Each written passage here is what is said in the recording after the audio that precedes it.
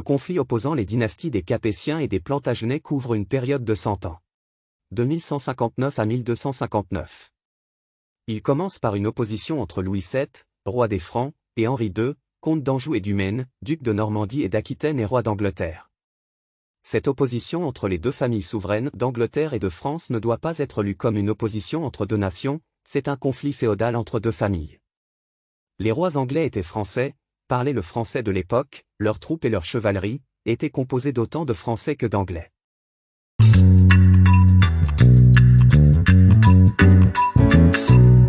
Le 14 octobre 1066, Guillaume le Conquérant, duc de Normandie et vassal du roi de France, écrase l'armée anglo-saxonne à Hastings et devient roi d'Angleterre. Il crée ainsi un État puissant et riche qui s'étend des deux côtés de la Manche.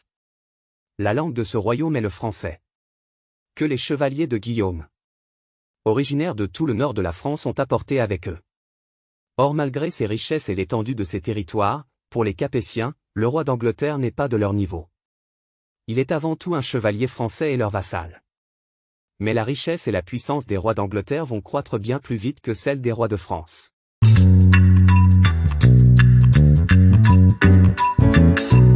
Geoffroy V d'Anjou, dit Plantagenet. Épouse Mathilde l'Emperesse, fille d'Henri Ier d'Angleterre et petite-fille de Guillaume le Conquérant. Cela en guise de traité de paix entre l'Anjou et la Normandie. Geoffroy était déjà comte d'Anjou par son père et comte du Maine par sa mère. Geoffroy Plantagenet annexe définitivement la Touraine en 1129. Devenant ainsi un des vassaux les plus puissants du roi de France. Qui lui ne possède comme domaine royal que l'île de France. Quand le roi Henri Ier d'Angleterre meurt en 1135, il laisse son trône sans héritier mâle. Il a cependant désigné sa fille Mathilde comme héritière. Cette décision est contestée par son cousin Étienne de Blois. À l'issue de la guerre, Geoffroy devient duc de Normandie et Henri son fils roi d'Angleterre. Geoffroy rend hommage au roi de France mais devient de fait leur vassal le plus puissant.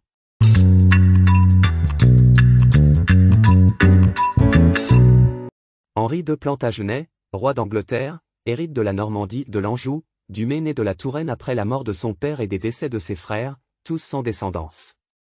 Sa puissance en fait un rival du roi de France dont il est le vassal pour ses possessions françaises. Celui-ci s'alarme et cherche une parade. Louis VI, dit le Gros, marie son fils Louis VII, dit le Jeune, à la fille du duc d'Aquitaine. Celle-ci apportant en dot son immense territoire. Louis VI attaque les Anglais quand Henri II veut se saisir du comté de Toulouse. Ce qui marque le début de l'opposition entre les deux familles.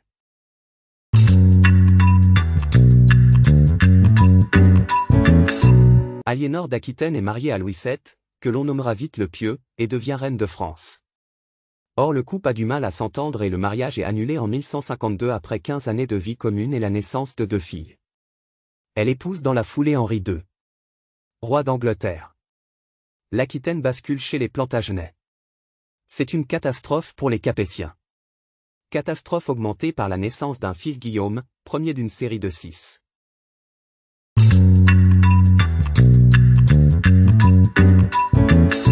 Face à la nombreuse descendance d'Henri II, le roi, Philippe Auguste, n'eut de cesse de chercher à les diviser pour mieux les affaiblir. En effet, face à l'énorme empire plantagenet, les ressources du roi de France sont minimes. Un domaine royal modeste, mais riche et bien tenu, des vassaux fidèles en général à l'exception du comte de Flandre qui s'agite beaucoup. Philippe va donc soutenir, comme son père Louis VII, les révoltes des fils des Henri d'Angleterre contre leur père. Henri avait du mal à satisfaire les désirs de tous ses fils. Le dernier, Jean fut même surnommé Jean sans terre, car il n'était pas prévu qu'il hérite de quoi que ce soit. Cela changea après la mort de 3 de ses frères, Guillaume, Henri et Geoffroy. Jean devenant même le favori de son père. Philippe Auguste aida alors Richard X Cœur de Lion contre lui. À la mort d'Henri II, Richard devint roi d'Angleterre. Philippe profita qu'il soit retenu en croisade pour attaquer la Normandie, pendant que Jean cherchait à s'accaparer le trône d'Angleterre. À son retour, Richard reprit son trône et attaqua le roi français, multipliant les victoires jusqu'à son décès devant le château de Chalus en 1199.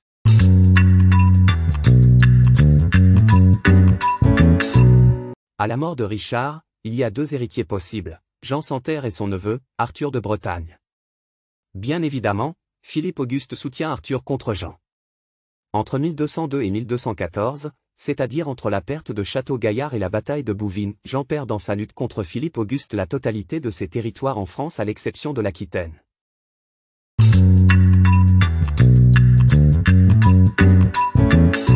Louis VIII dit le Lion, le fils de Philippe Auguste qui avait déjà défait l'armée anglaise lors de la bataille de la Roche-aux-Moines en 1204, devient roi en 1223.